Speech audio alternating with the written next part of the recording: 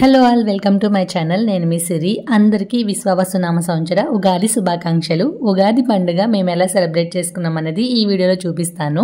చాలా సింపుల్గా చేసుకున్నాము. ఉగాది అయిపోయింది, ఏంటి ఇప్పుడు వీడియో పెడుతున్నాం అనుకుంటున్నారా? నాకు ఎడిటింగ్ అవన్నీ చేయడానికి ఇంత టైం పట్టిందనమాట, కొంచెం ఆఫీస్ వర్క్ ఉండి. సో ఈ రోజు అయితే పోస్ట్ చేసి మీకు అందరికీ కూడా ఈ కొత్త సంవత్సరంలో మీరు ఏది కోరుకుంటే అది జరగాలని నేను మనస్ఫూర్తిగా కోరుకుంటున్నాను. మీరు కూడా మమ్మల్ని అలానే విష్ చేసేయండి. ఇంకా నేనైతే ప్రసాదం కోసం ఫస్ట్ మామిడికాయ పులిహోర అలాగే ప్యారలల్గా చక్కెర పొంగలి కూడా చేసేస్తున్నాను. ఆల్రెడీ రైస్ ఉడికించి పెట్టేశాను అనమాట మార్నింగ్ పులిహోర కోసం. నేను రైస్ ఉడికించేటప్పుడు దానిలో సాల్ట్ కూడా వేసేసి ఉడికిస్తాను. తర్వాత ఇప్పుడు తాలింపు పెడుతున్నాను అనమాట. ఇంకొక వైపు అయితే చక్కెర పొంగలి కోసం పప్పు బియ్యం కూడా నానబెట్టేసి ఉడికిచ్చేసి పక్కన పెట్టేశాను. పప్పు అరకప్పు తీసుకుంటే బియ్యం వచ్చి 1.5 కప్పు తీసుకోవాలన్నమాట. దానికి 2 కప్పుల బెల్లం అయితే తీసుకోవాలి.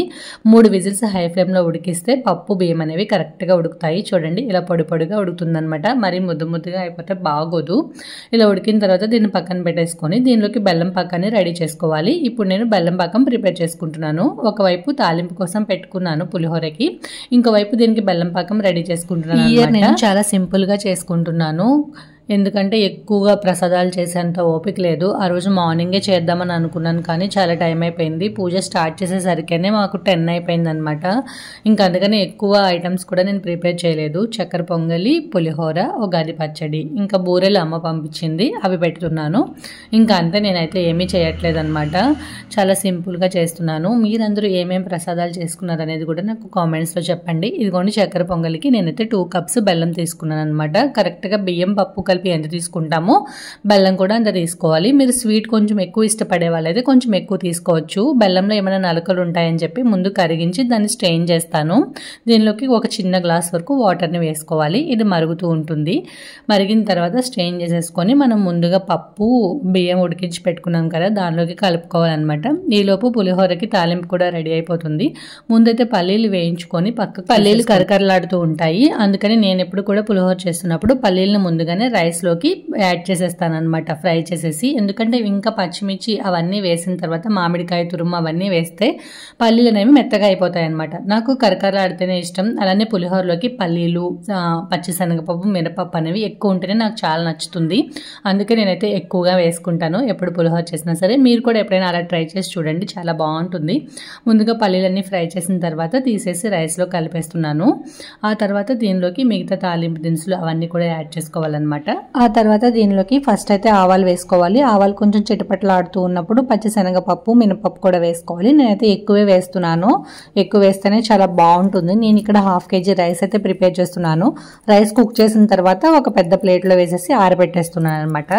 ఇంకా చక్కెర పొంగలికి బెల్లం కూడా కరిగిపోతుంది. కరగగానే వెంటనే వేడి మీద ఉన్నప్పుడే స్ట్రెయిన్ చేసేసుకోవాలి. ఆ తర్వాత ఇంకా తాలింపు రైస్లో కలిపేస్తే నాకు ప్రసాదాల పని అయితే అయిపోతుంది అనమాట. ఉగాది పచ్చడి అనేది నేను షార్ట్ వీడియోలో పెట్టాను, నేను ఎలా చేస్తాననేది మీరు ఒకసారి చూడండి ఇంట్రెస్ట్ ఉంటే మాత్రం. ఇంకా మామిడికాయ తురుము కూడా చేసేసుకొని ఆల్రెడీ రెడీగా పెట్టాను. ఇంకా ఇప్పుడు పచ్చిమిర్చి కూడా యాడ్ చేస్తున్నాను. పచ్చిమిర్చి కారానికి సరిపడా వేసుకోవాలి, కొంచెం ఎక్కువగా ఉంటేనే బాగుంటుంది. మామిడికాయ పులుపు ఉంటుంది కాబట్టి కారం కూడా కొంచెం ఎక్కువ ఉంటే బాగుంటుంది అనమాట. పచ్చిమిర్చితో పాటు ఒక 2-3 ఎండుమిర్చిని కూడా వేస్తాను నేను. కట్ చేసి వేసుకుంటే దానిలో ఉన్న కారం అనేది దిగుతుంది అనమాట. ఇలా పచ్చిమిర్చి బాగా ఫ్రై అయిపోవాలి పులిహోరలో ఎప్పుడు కూడా. ఎందుకంటే పులిహోర తినేటప్పుడు పచ్చిమిర్చి మనం నంచుకొని తింటూ ఉంటాం కదా చాలా మంది, అంటే మంట ఉండదు పులిహోరలోది. ఎందుకంటే పులుసులో చింతపండు అయితే పులుసులో ఉడుకుతుంది, మామిడికాయ అయితే మామిడికాయ తురంలో ఉడుకుతుంది కదా, బాగుంటుంది అనమాట. పచ్చిమిర్చి కారం ఉండదు, అందుకని ఎక్కువగా కొంచెం ఫ్రై అయ్యేలాగా ఫ్రై చేసుకోవాలి. పచ్చిగా ఉంటే దానిలో కారం దిగదు, అలానే తినడానికి కూడా బాగోదన్నమాట. ఇంకా ఇక్కడైతే బెల్లం పాకం రెడీ అయిపోయింది. ఇప్పుడు దీన్ని నేను స్ట్రెయిన్ చేసేసి ఈ పప్పు బియ్యంలోకి వేసేస్తున్నాను అనమాట. ఇలా వేసిన తర్వాత కూడా బెల్లం పాకం అంతా బియ్యానికి పప్పుకి పట్టే వరకు ఉడికించుకోవాలి. నేను వాటర్ చెప్పలేదు కదా, 2 కప్స్ తీసుకున్నాముగా బియ్యం అండ్ పెసరపప్పు కలిపి, దానికి 4 కప్స్ ఆఫ్ వాటర్ అయితే వేయాలండి. వాటర్ వేసిన తర్వాత హై ఫ్లేమ్లో పెట్టి 3 విజిల్స్ వచ్చే వరకు ఉంచితే బాగా కుక్ అయిపోతుంది రైస్. ఇప్పుడు బెల్లం వేసేసిన తర్వాత బెల్లం పాకం వేసాక రైస్కి బాగా పట్టే వరకు కలుపుకుంటూ ఉండాలి. రైస్కి బాగా పట్టింది అన్నప్పుడు మధ్యలో మనము నెయ్యి యాడ్ చేసుకుంటూ ఉండాలన్నమాట. అది వీడియోలో కనిపించిందో లేదో తెలియదు, అందుకనే చెప్తున్నాను. మధ్యలో నెయ్యి యాడ్ చేసుకుంటే ఫ్లేవర్ చాలా బాగుంటుంది. ఇంకా తర్వాత పులిహోర తాలింపులోకి అయితే కరివేపాకు, తర్వాత పసుపు కూడా వేసాను. పసుపు కొంచెం ఎక్కువే వేసుకుంటాను నేను, ఎందుకంటే ఇది మామిడికాయ పులిహోర కాబట్టి తెల్లగా లేకుండా కొంచెం పసుపు ఎక్కువగా కనిపిస్తే బాగుంటుందని చెప్పి కొంచెం ఎక్కువ వేస్తాను అనమాట. అదైతే ఫ్రై అవుతూ ఉంది. పసుపు కొంచెం ఆయిల్లో ఫ్రై అవ్వాలి. ఇదంతా అయిపోయిన తర్వాత ఫైనల్గా మామిడికాయ తురుము కూడా వేసుకోవాలి. మామిడికాయ తురుముని ఆయిల్లో ఒక 2-3 నిమిషాలైనా సరే ఫ్రై చేసుకోవాలి. అప్పుడే మామిడికాయలో ఉండే పచ్చివాసన పోతుంది. కొంతమంది మామిడికాయ తురుముతో పాటు పచ్చి మామిడికాయ తురుము కూడా ఫ్రై చేయకుండా కొంచెం కలుపుతారు రైస్లో. అలా కూడా చేస్తాను నేను. ఈ రోజు అయితే కలపట్లేదనమాట. మొత్తం మామిడికాయ తురుమంతా ఆయిల్లో ఫ్రై చేసేస్తున్నాను. ఇలా ఆయిల్లో ఫ్రై అయిపోయిన తర్వాత లాస్ట్లో ఇంగువ వేసుకుంటే మనకైతే అయిపోతుంది తాలింపు. ఇంకా రైస్లో కలిపేసుకోవచ్చు ఎంత కావాలంటే అంత. నేనైతే ఫస్ట్ కొంచెం మిక్స్ చేస్తాను రైస్లోకి. తర్వాత పులుపు సరిపోతుందో లేదో చూసుకొని తర్వాత మిక్స్ చేస్తాను అనమాట. ఒకవేళ మొత్తం వేసేసిన తర్వాత పులుపు ఎక్కువైపోతే మళ్ళీ మనం రైస్ కుక్ చేసుకోలేము కదా. అందుకని ముందుగానే రైస్ కూడా కొంచెం పక్కకు తీసేస్తాను. అలానే తాలింపు కూడా కొంచెం పక్కకు తీసేస్తాను. తీసేసిన తర్వాత కలుపుకుంటే లాస్ట్లో మనం ఒకసారి చూసుకోవచ్చు. అంటే దేవుడికి పెట్టేటప్పుడు మనం టేస్ట్ చూడం కదా, ముందు దేవుడికి పెట్టేస్తాను. తర్వాత మనం తినేటప్పుడు ఒకసారి టేస్ట్ చూసి నేను మళ్ళీ ఏమైనా అడ్జస్ట్మెంట్స్ ఉంటే చేసుకుంటాను అనమాట. మ్యాక్సిమం నేను వేసిన వాటికి సరిపోతాయి, ఎందుకంటే డైలీ కుకింగ్ చేస్తాం కాబట్టి అంచనా ఉంటుందన్నమాట, ఎంత వేస్తే సరిపోతుంది అని చెప్పి. ఒక కప్పుకి ఒక కప్పే వేయాలి ఇలా ఏం చూసుకోను నేను. అందాసుగా ఎంత పడుతుంది అనేది ఆలోచించి అలా వేసేస్తాను అనమాట. అలా ఇంకా కొంచెం చేస్తూ ఉంటే ప్రాక్టీస్లో అలవాటు అయిపోతుంది. ఇంకా పులిహోర అయితే రెడీ అయిపోతుంది. చూడండి ఎంత కలర్ఫుల్గా ఉంది కదా. టేస్ట్ కూడా చాలా బాగా వచ్చింది. ఆ రోజు నేను టేస్ట్ చేయకపోయినా సరే బాగా కుదిరిందనమాట. అందులో పల్లీలు ఎక్కువగా వేసాను కాబట్టి ఇంకా బాగుంది. ఇంకా చక్కెర పొంగల్లోకి నెయ్యిలో డ్రై ఫ్రూట్స్, ఎండు కొబ్బరి కూడా ఫ్రై చేసి వేసేసాను. ఆ క్లిప్ మిస్ అయిందనమాట. ఇంకా ఆ తర్వాత అయితే ఉగాది పచ్చడి.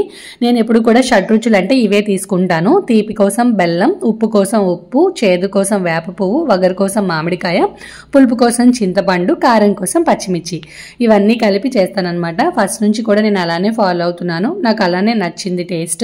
సో ఇంకా అదే ఫాలో అయిపోతున్నాను అనమాట. కొంతమంది అరటిపళ్ళని, కొబ్బరిని ఇలా అన్నీ వేస్తూ ఉంటారు. 6 రుచులతో చేస్తేనే అది షడ్రుచులు అవుతుంది. తీపి కోసం బెల్లం ఆల్రెడీ వేస్తున్నాం కాబట్టి ఇంకా వేరే వేయడం ఎందుకు అని చెప్పి నా ఫీలింగ్ అనమాట. అందుకని నేనైతే అవేమీ వేయను. ఇంకా ఆ తర్వాత మేమిద్దరం కలిసి పూజ చేసేసుకున్నాం.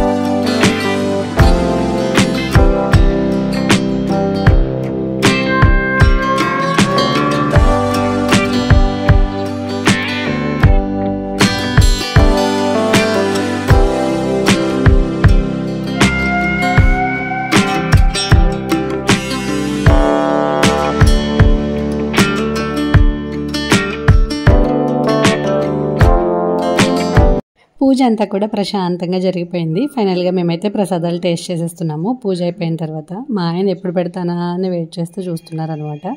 ఇంకా ప్రసాదాలన్నీ కూడా బాగా కుదిరాయి. మీరందరూ కూడా మీ ఉగాది పండుగ ఎలా సెలబ్రేట్ చేసుకున్నారనేది నాతో కామెంట్స్లో షేర్ చేసుకోండి. ఈ వీడియో కనుక ఇక్కడి వరకు చూసారంటే మీకు వీడియో నచ్చిందని అనుకుంటున్నాను. నచ్చితే లైక్ చేసి మన ఛానల్ ఫాలో అయిపోండి.